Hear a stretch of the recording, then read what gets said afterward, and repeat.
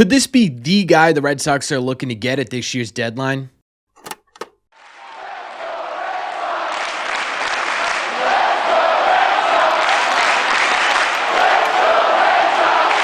What is going on, everybody? Welcome back to Red Seat Radio. My name is Corbett. Thank you very much for clicking on this video. Look, I'll be totally honest with you guys. This probably isn't going to be the last trade deadline target video we make, right? Because, ladies and gentlemen, it's officially deadline season. Over the next couple of weeks, we're going to get a real clear picture here of which teams are going to be buying and which teams are selling. But right now, the Red Sox, they're kind of in the middle still, right? Their record is looking a little bit better than it did a couple of weeks ago. But at the same time, too, they still have to finish out this month, and they have an absolute gauntlet coming up to finish out the month of July. So things could change pretty quickly here. They're kind of, holding on to teetering in that last wild card spot. But we've heard a couple of times that Breslow wants to buy for this Red Sox team if they're even remotely in the conversation of a wild card spot. And right now, that's exactly where they are. And ladies and gentlemen, we got our very first, hey, this is who the Red Sox could potentially be targeting, because earlier this week on MLB Network, John Morrissey reported that a number of teams are monitoring Twins starting pitcher Joe Ryan, including your Boston Red Sox. On top of that, we got some more information from Red Sox reporter Rob Bradford, who reported, or I guess tweeted, I think it's kind of the same thing now, right? Guys are reporting things over X or Twitter, whatever you want to call it. Either way, he said that the Red Sox like Joe Ryan and that he was a target for them when the Twins were asking about Casas this offseason, actually. So it's been a little bit now that the Red Sox have really liked Joe Ryan, and honestly, I don't see why they wouldn't, because Joe Ryan has been an absolute dog this season. Through his first 18 games, 17 of them being starts, which I imagine is mostly due to something similar that happened to Brayan Bello this year, right? Games get postponed in like the second or third inning, whatever. The next day they come in what is called relief, but what is actually a semi-start for him, right? Doesn't matter. He's thrown in 18 games here. And over those 18 games, Joe Ryan has a 2.76 ERA with a really nice 3.25 FIP, a ridiculously low 0.891 WHIP, meaning less than one walker hit allowed per inning pitch. That's a really impressive statistic, and it's good for a 1.52 ERA plus, meaning his ERA this season has been about 52% better than your league average starter. What has made him so effective this season? Well, it's a pretty deadly combination. It's a deadly combination of the fact that he's throwing an absolute onslaught of strikes, walking just 5.2% of the batters he's faced, which puts him in the 90th percentile in Major League Baseball. He has a whole bunch of strikeouts because of that onslaught of strikes at a 28.6% to be exact, which is in the 87th percentile in Major League Baseball, and a very, very deadly fastball. It has a run value right now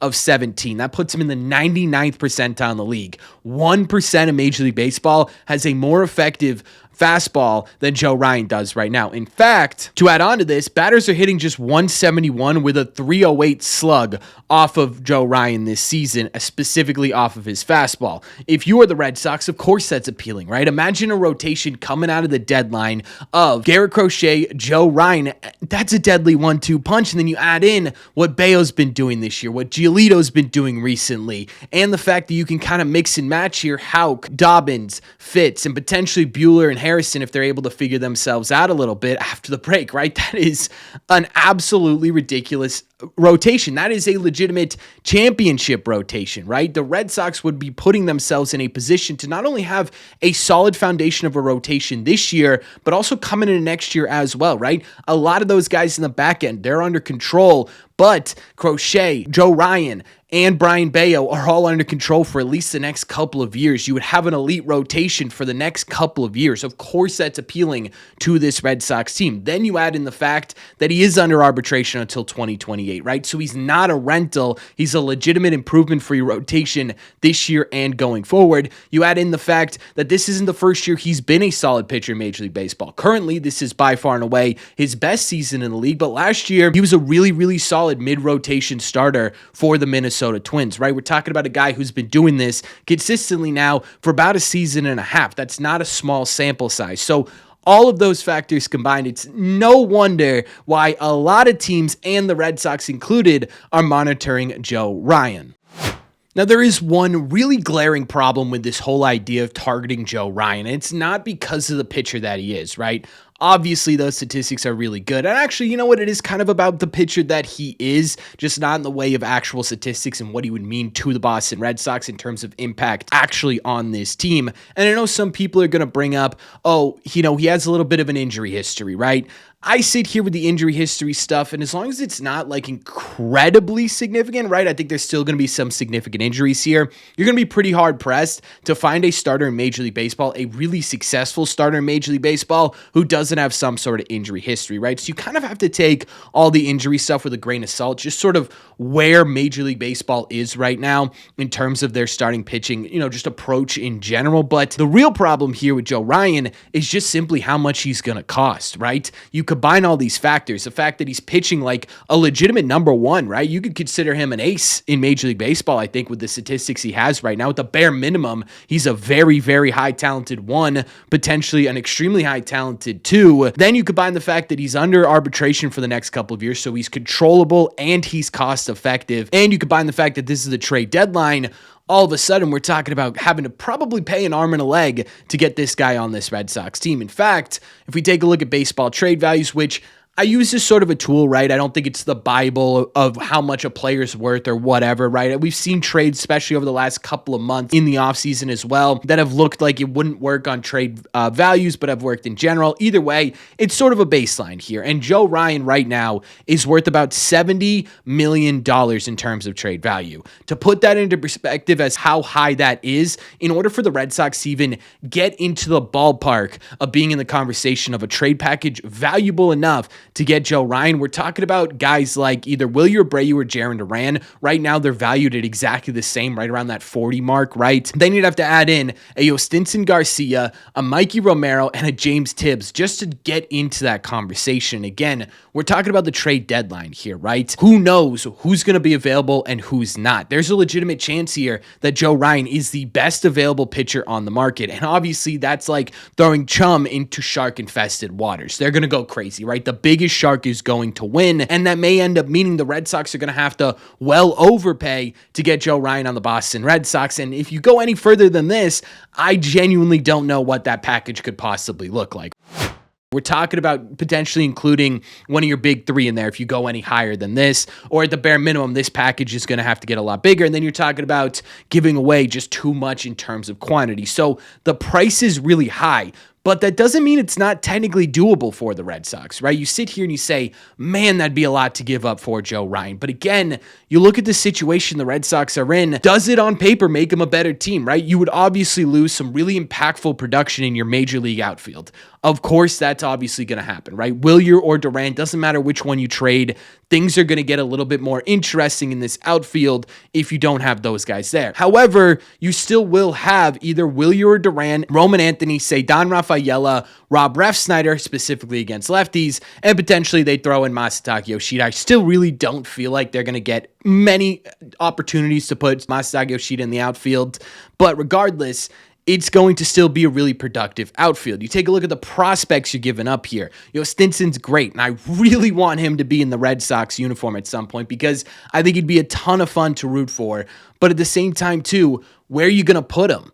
Right? Where are you going to put Yostinson Garcia if you put him on this Red Sox team? You don't really have room for him at this point in time, right? So you sit there with this, and it's like, okay, he is a little bit expendable. Mikey Romero and James Tibbs, they're in similar situations, right? Over the next 3 or 4 years, do you see a spot opening up on the infield for Mikey Romero with guys like Franklin Arias in the system? In the next few years, do you see a guy like James Tibbs getting a lane here with guys like Anthony, Ceddanne, those guys being here for a long period of time, and then either Wilyer or Duran, right? You sit there and you say, okay, you could potentially do this if you're the Boston Red Sox. You could potentially sit there and say, this is going to cost a lot, but it's not going to totally diminish the entirety of the farm system. You're still stacked with pitching talent as well, and you got a whole lot of young, interesting international talent in this system right now that could end up filling out those gaps as you get closer and closer to 27, 28. You sit there and it's a question, right? We've been talking about this for, the entire year. At some point, you're probably going to have to trade a major league outfielder to get something done in this outfield, right? To really hammer home what it's going to look like for not only the rest of the season, but coming forward throughout the future as well. this could end up solving that, right? Yes, it's a high price, but again, you talk about it, you're still getting something in return. I feel like people, when they talk about trading Wilyer or Duran, they sit there and they say, well, that's just sort of giving up someone to get Masa ABs, and we don't like that. And it's like, okay, that's fair, but you also have to remember something's coming back, right? If you can get an equal talent to Wilyer or Abreu, but on the mound, does that balance out this team's talent a little bit better than what you had before? I think it might, right? I think it might genuinely make the Red Sox a better team on paper going throughout the regular season. So you look at this and you say, wow, this is a really, really interesting hypothetical, right? Isn't it? It's a really interesting one because it's a high price, but it's a high talent coming back. Honestly, looking at this overall, it's still really early. We don't know whether or not the Red Sox are going to end up buying or selling. We don't know whether or not the Twins are going to be buying or selling. They're still kind of in this playoff picture despite their record. And even if they do sell, they could sit there and they could say, we're selling, but we're not totally dismantling. We still want to be competitive next year. Joe Ryan certainly is going to help them do that. Then you got the conversation of the Red Sox. Are they actually going to be able to fit Joe Ryan into this rotation? We just went through the options the rotation has right now. There's 7 guys. Tanner Houck in his latest rehab assignment hit 101. I didn't even know he was capable of doing that, right? You sit there, it's like, okay, do they even have room for this guy? Are they going to rely on these younger players or these younger pitching talents or maybe some of these reclamation projects to get them through and into a playoff spot? There's a whole lot of questions surrounding this, and we got a little bit of time to answer this one. But again, if you're the Red Sox, I'm the Red Sox specifically, right? I'm sitting there and I'm saying, look, if I'm looking to improve this starting rotation, this could be the guy I'd have at the top of my list, right? He kind of checks off every box. He's a guy who's going to come in with some veteran experience, even though he's still under arbitration. He's been in the league. He's a guy who's proven he can do it over the course of a longer period of time. This is a legitimate number 2 that you can stick behind Crochet in front of Bayo and Giolito. This makes your rotation head and shoulders better than it was before.